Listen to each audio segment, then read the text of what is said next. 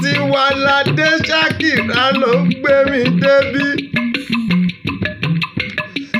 Àjọkẹ́ lọmọ lọ́jọ́ bí tòní o, koríko jẹ́ òpẹ́ láyé mi.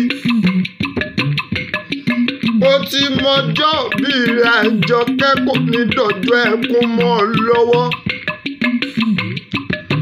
Ọjọ́ 23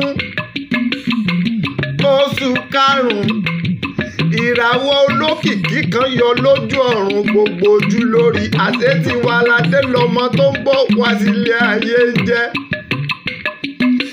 Ṣakira o, ọmọ Rashidi, òní lọ́jọ́ bí rẹ̀ Àjọkẹ́, òní sánkú lọ́lá Elédùmarè ọba.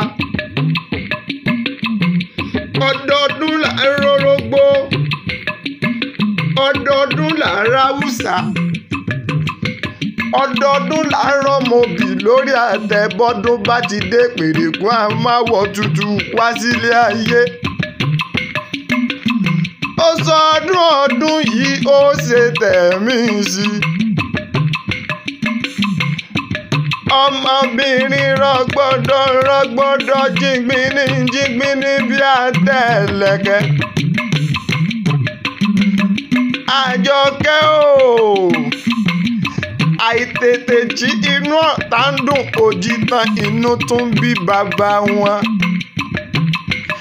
Ó sọ ọdún yìí ó ṣe tẹ̀mí sí. Agbó bí ìkòkò yóò mọ sẹ̀rí rẹ̀, wá gbó bí olúgbòǹgbò tìrìgbò. Wá gbó bí olúgbòǹgbò tìrìgbò. Wá gbó bí àgbàkan tán gbó títí tọ́mọ owó fi dògìnì mọ́ wọn lọ́wọ́ kẹrin kése. Ó sọ ọdún yìí ó ṣe tẹ̀mí sí. Nínú owó, nínú ọlá, nínú àìkú tí ṣe balẹ̀ ọ̀rọ̀. Àjọkẹ́ o, ọlọ́fàmọjọ, Ọlálọmí, ọmọ Abísújókọ, ìjàkadì kátàkìtì lóró tọ̀fà. Ìjàkan tán jà nílé bàbá tó bí ọlọ́mọ. Ó sojú ebè, ó sojú poro. Ìbá sojú Ọlálọmí, ìbá làwọn.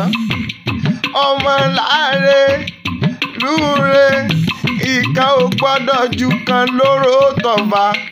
Bí kan bá jù kan, ojú ogun náírà bàbá tó bí ọlọ́mọ ànàmọ́ lè ń jẹ ẹ̀fà. Ó sọ ọdún yìí ó ṣe tẹ̀mí sí. Ọmọ òkúta mẹ́ta tí ń bẹ nílé Ọlálọmí.